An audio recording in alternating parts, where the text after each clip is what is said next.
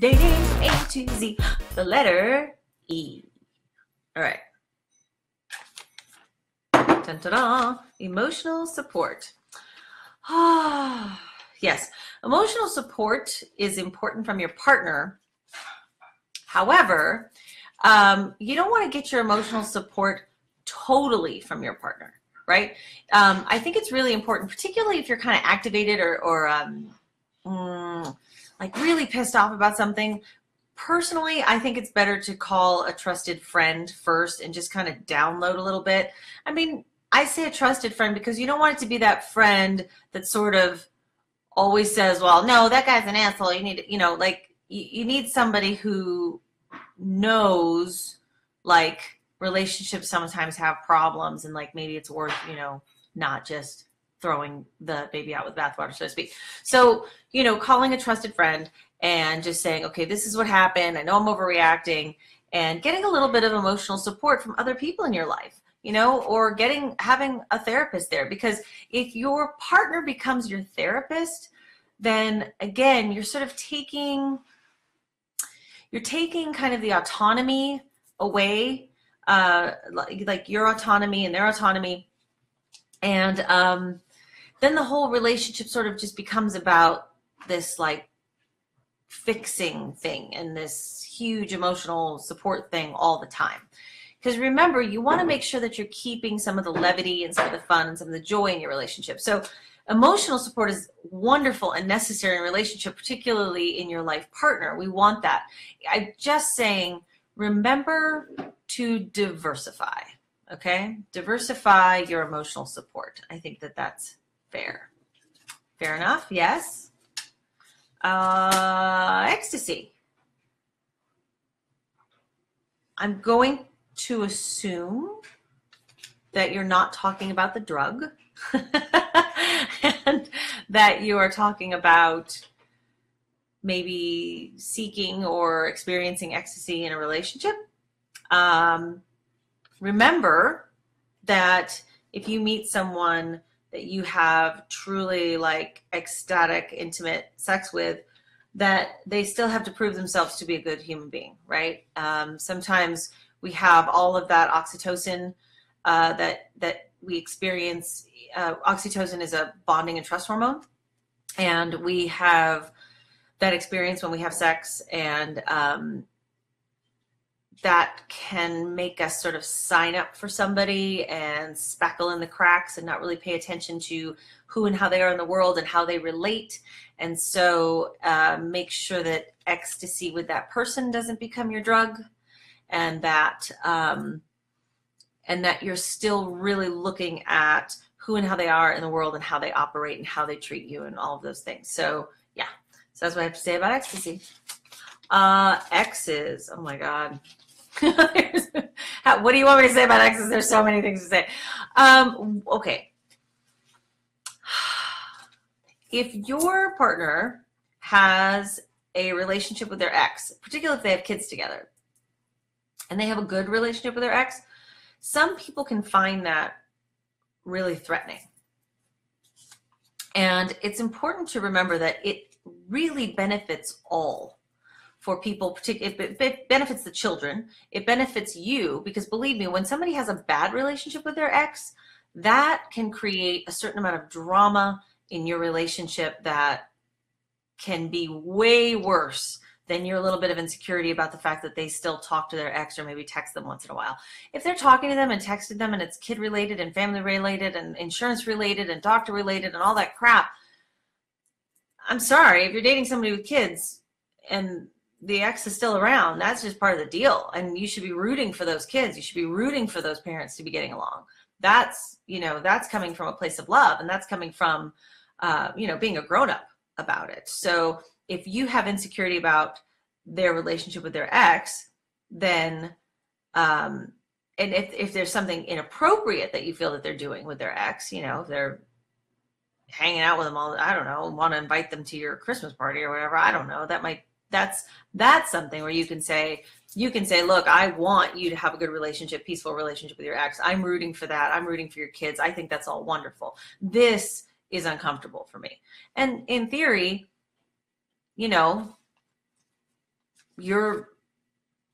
I think that you have a right to say that something's uncomfortable for you. So, so with exes, you know, very few people have one relationship their entire life anymore. So exes are a reality. If you're wondering about your own ex and how to deal with them, God, I'd have to get a little bit more specific. We could probably just do a whole Q&A about exes and how to deal with them. Personally, I say root for them. Why not? Just be like, go off, be happy, be super dad, be super mom, be the best you can be, because that's going to create less pain and drama for everybody whose life they affect. So yay, go you. Okay, because here's the thing. Okay, I'm gonna say one more thing about exes, and then I know my time's up. But if your ex wasn't great in your relationship, nobody is their best person in the wrong relationship. So your ex might go off and be a better person in a different relationship. So what?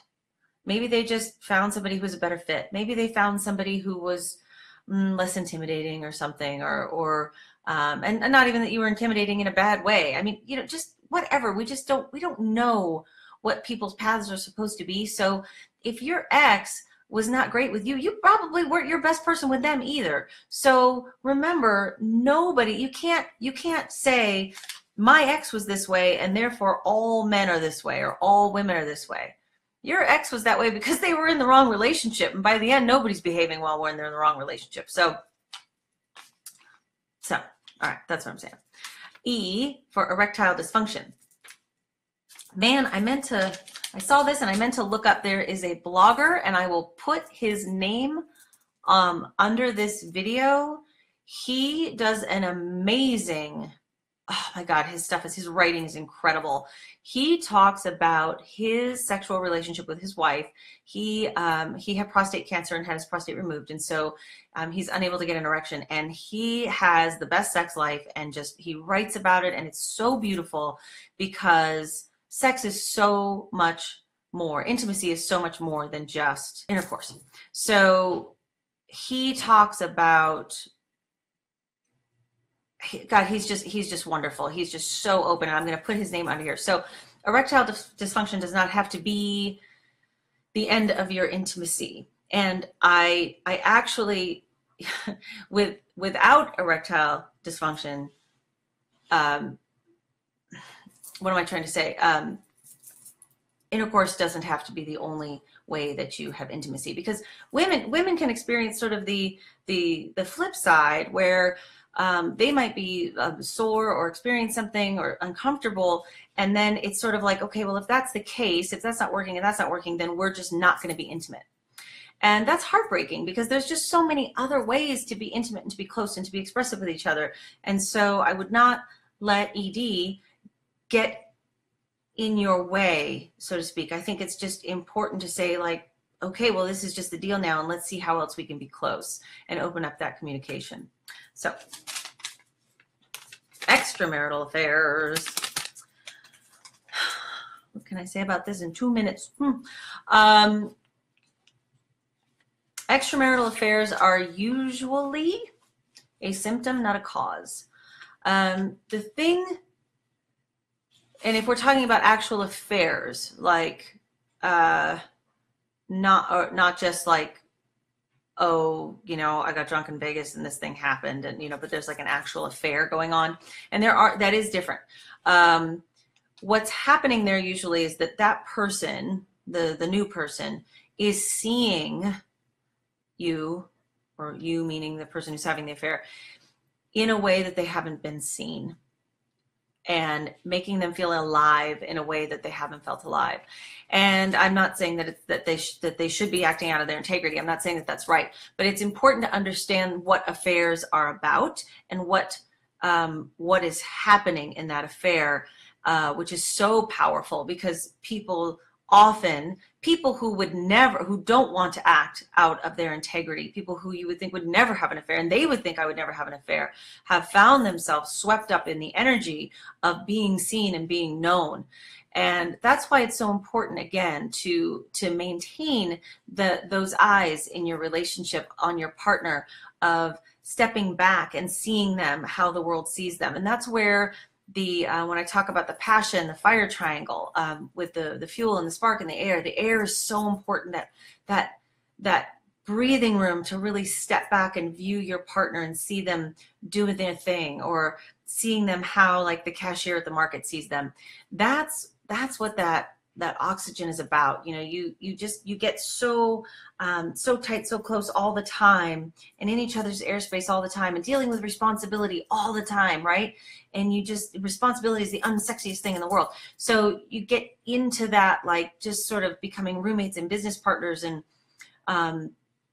responsible parents all the time, and there's no breathing room, right? There's no air, there's no way to see each other differently. So it's important to remember that that's most of the time what extramarital affairs are about, you know, particularly, I mean, again, just like with other topics, I mean, we could go down the path of like, yeah, that person's a sociopath and they've never been honest a day in their life, and they've probably been having affairs since before you got married, blah, blah, blah.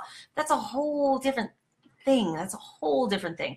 The example that I'm talking about really is sort of the long-term marriage that's been full of integrity for a long time. And, oh my God, how could this happen? How could this amazing person even do something like this to this other amazing person? It's because they stopped seeing each other as amazing people and expressing that. So, extramaritials, embarrassment. Oh, Embarrassment just needs to be named. Like, if I'm guessing this person maybe is dating, you know, and you experience something embarrassing on a date. I remember I went on a first date with a guy, and he immediately, like, literally turned around to say hello, and he spilled hot tea all over my arm. And fortunately, I didn't get burned or anything, but my God, was he embarrassed. And so embarrassment, just say, oh my God, I'm embarrassed. and now you have someplace to go from there, right? And that person, because a lot of times when we're embarrassed, we start to sort of maladapt to the feeling, and we start acting really weird, and then the other person starts wondering what the hell's going on. So embarrassment, just name it. Okay, the last one, exhaustion. Oh, exhaustion. Yeah. You know, this makes me think of the first year of the first baby in many marriages is just the toughest year that there is, because the attention has changed, you know, and exhaustion is the word of the day every day. And, you know, it's hard to fill each other up, right? When you're exhausted, and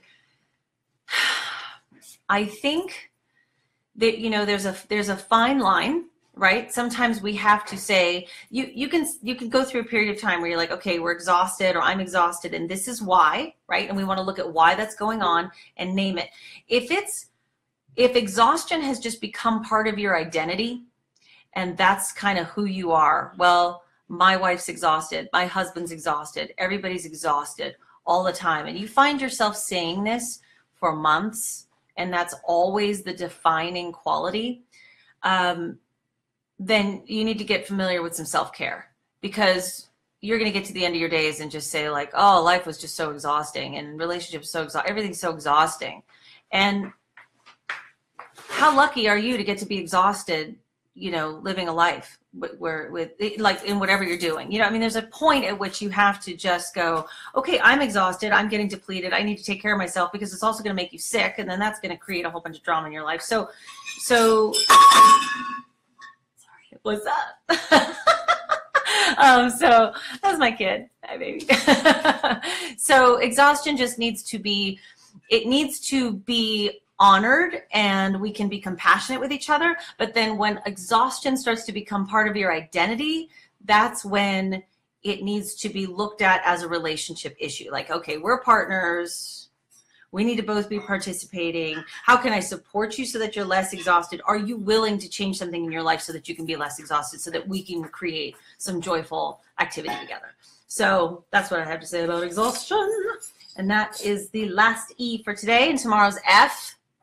Yeah, we're going to talk about it. We're going to talk about F. And I will see you tomorrow for the letter F for football. Okay. Bye. Have a beautiful day.